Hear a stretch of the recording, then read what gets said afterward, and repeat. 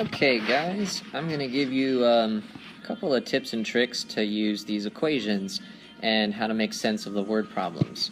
The first thing is to make sure you have these equations written down and that you know what they mean. So each variable in here means a certain thing, and as you read the word problem you can translate what it says into one of those variables and then plug it into an equation and solve for whatever your unknown is. That's the idea here. So I'm going to get you set up with a couple of examples, but I will leave the algebra to you. So there's a few things to know. First of all, units. Okay, so for these equations to work, we need to be in the correct units. Sometimes we have centimeters or kilometers or minutes or hours, but what we need here is standard units. So anytime there's a position, so whenever you're plugging something in for x, I want you to use meters. Any velocity, whether it's final or initial, we want meters per second. Any acceleration, meters per second squared. And any time is going to be in seconds. So we need to have all the units the same for these equations to make sense and for them to work. So that's step one. Make sure our units are all in the right format. The next thing is being able to read between the lines here. So there are key words that you need to look for in the problems, because sometimes it will not explicitly tell you every variable, but if you read what it's saying you can figure it out. One of them is the word at rest. So you may see phrases like at rest or comes to rest or from rest. That means the velocity they're talking about at that point is 0. Okay, so that little thing means the velocity is 0. So if it starts at rest, then your initial velocity is 0. If it comes to a rest, then your final velocity is 0. Some other words that might throw you off. Decelerate or deceleration. All that means is it has a negative acceleration. So the acceleration is in the opposite direction of the velocity.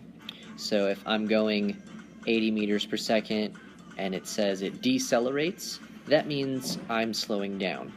So our velocity is to the right and our acceleration is to the left. Okay, here is problem number 1 on the homework. So I'm going to take you through how to get it set up. So it says a cheetah can accelerate from rest to a speed of whatever. Everyone has different numbers. My example I'm using is 22.5, and it goes from rest to 22.5 meters per second, and it does it in 6.75 seconds.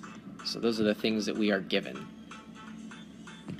Okay, so our initial velocity, since it says it accelerates from rest, that means our starting velocity is 0, and it gets to a speed of 22.5, so that's our final velocity, and it does it in that amount of time, 6.75.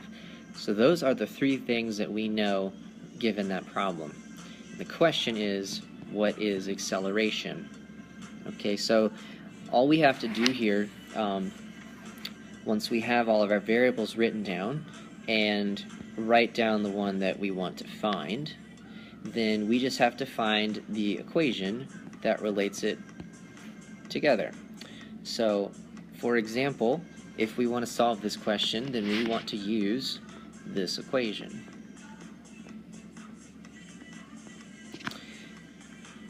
Because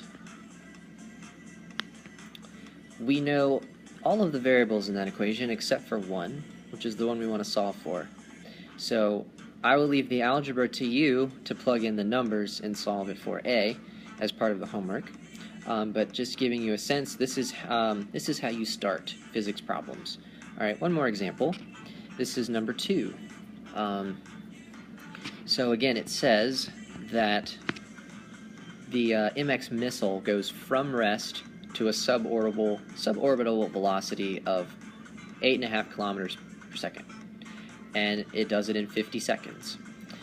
So the key words again are at rest, which means the initial velocity is 0, goes to a velocity. Don't worry about the word suborbital. It just means it went from rest to that velocity, which for my example is 8.5 kilometers a second, and it says it does it in 50 seconds. Okay, then it says what is the average acceleration? So here we go. Average acceleration, it's going to actually be the same equation that we used in the first one. So we wrote down all our variables we know, and we circled the one that we want to find. So we will actually use the same equation again and solve it for acceleration.